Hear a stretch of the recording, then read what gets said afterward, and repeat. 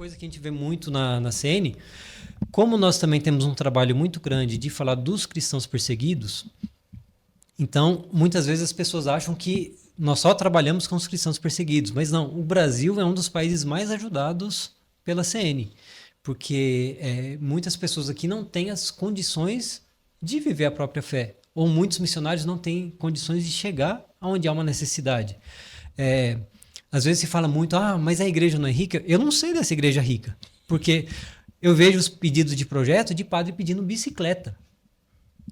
A gente já teve caso de padres que pediram um burrinho, né? A CN falou, não, nós podemos te dar um carro. Falou, não, porque carro vai gastar demais. Vai quebrar também, né? vai Exatamente. gastar. E carro não sobe montanha. Então eu preciso aqui de um burrinho. Então essas realidades, e o que eu acho mais bonito nisso tudo, e aqui eu falo, para mim é a parte mais encantadora da CN, porque desde quando eu entrei, nós tínhamos o costume de ver ali as cartas que os benfeitores escreviam para nós. Então, realmente, o benfeitor da CN, eu não conheço outro igual. Você aqui no seu programa já deve ter entrevistado missionários, que já estiveram em talvez 1, 5, 10 países, mas você já entrevistou algum missionário que evangelizou em 130 países? Não. Então, se algum dia você entrevistar um benfeitor da CN, ele é um missionário que já evangelizou em 130 países. Porque o que ele faz, ele tem esse entendimento de que ele não quer... simplesmente não somos aquela obra que vai para tirar a fome daquela pessoa, né? Para matar a fome daquela pessoa. Não, nós somos uma obra de evangelização. E quando você leva Deus para as pessoas, você leva tudo mais. Já tem um padre, amigo meu, padre Ricardo, que ele costuma dizer, tem aquela passagem bíblica, né? Buscar primeiro o reino de Deus e tudo vos será dado por acréscimo. Se a gente tenta buscar o acréscimo, você fica sem o reino de Deus. Então é isso que na CN nós experimentamos. Quando ajudamos projetos como também nas grandes cidades, a Missão Belém, Aliança de Misericórdia. Quando eu acompanhei o pessoal da Aliança de Misericórdia, para mim assim, tocou muito porque o padre estava... Foi aqui mesmo em São Paulo? Aqui, lá no pátio do colégio. Lá no pátio do colégio. Fui na Cracolândia também, mas em outra época. Lá no pátio do colégio, à noite. Então o padre tinha um morador de rua, ele ficou lá do lado. Padre João Henrique, não? Foi, o padre João Henrique. Maravilhoso. Um abraço, padre. Um grande abraço. Ele falou, você não quer vir morar na minha casa? Você não quer vir morar comigo? Aí a pessoa, não, padre, eu não quero. Eu quero ficar aqui. Então eu posso ficar aqui com você? Aí você vê que a mudança dele foi tão grande, mais do que o convite de morar para casa, porque significa, você quer ficar aqui comigo? Né? E você vê que ele sentava e daqui a pouco esse morador de rua começava a dividir comida com ele, porque quando distribuem as marmitas, ele oferecia.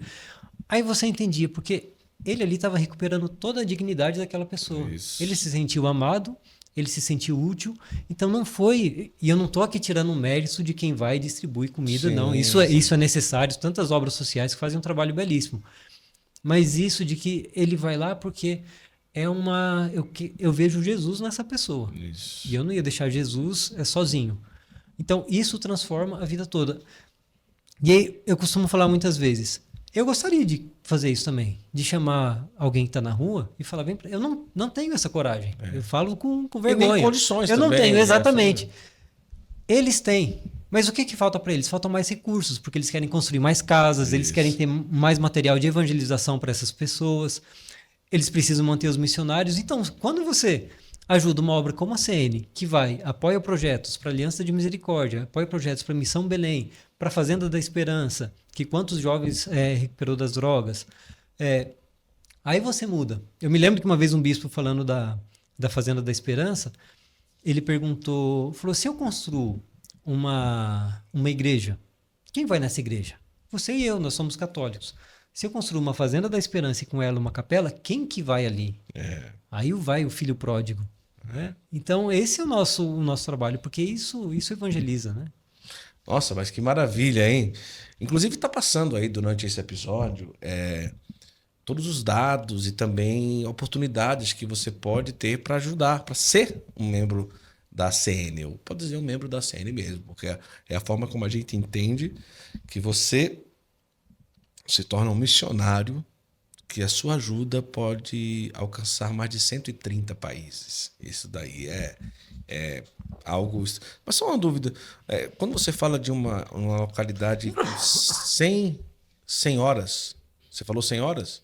De barco, sim. De barco? 100 horas. É uma realidade indígena, não?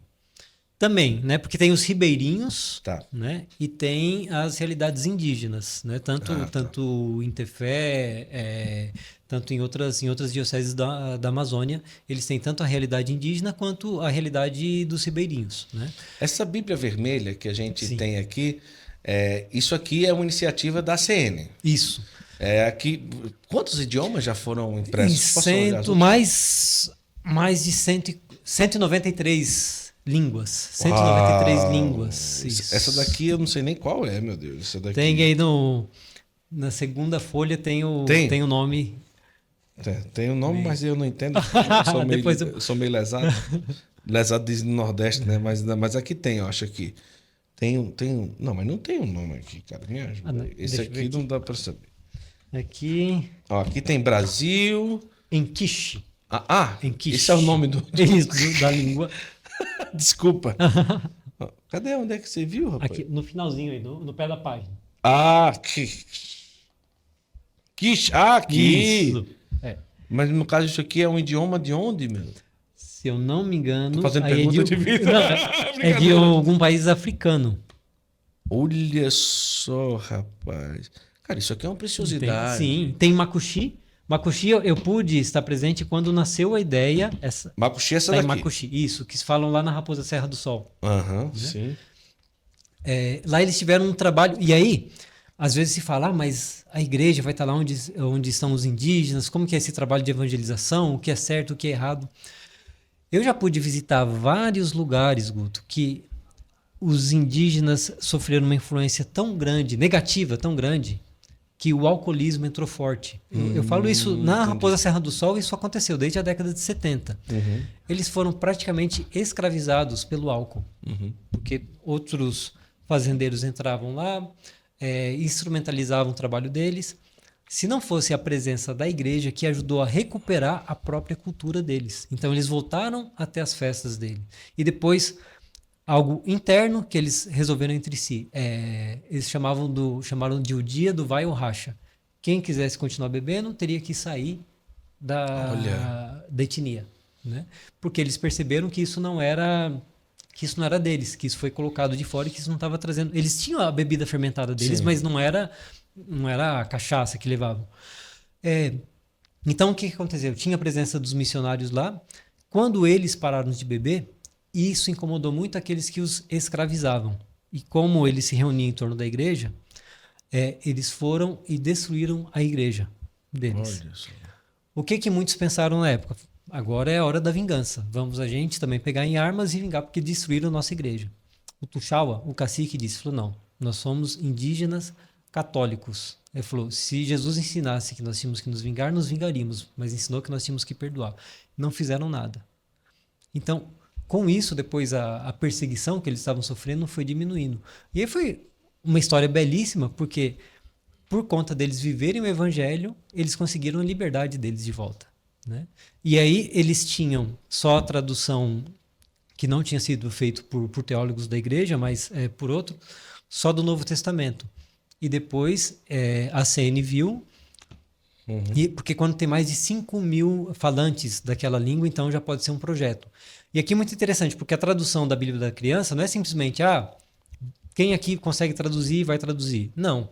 Tem que ter um teólogo que entenda profundamente aquela língua. E depois ele, junto com os catequistas, com as lideranças, fazem a tradução. Então, demorou, em Makuxi, acho que demorou uns 7 anos, até que nós tivéssemos realmente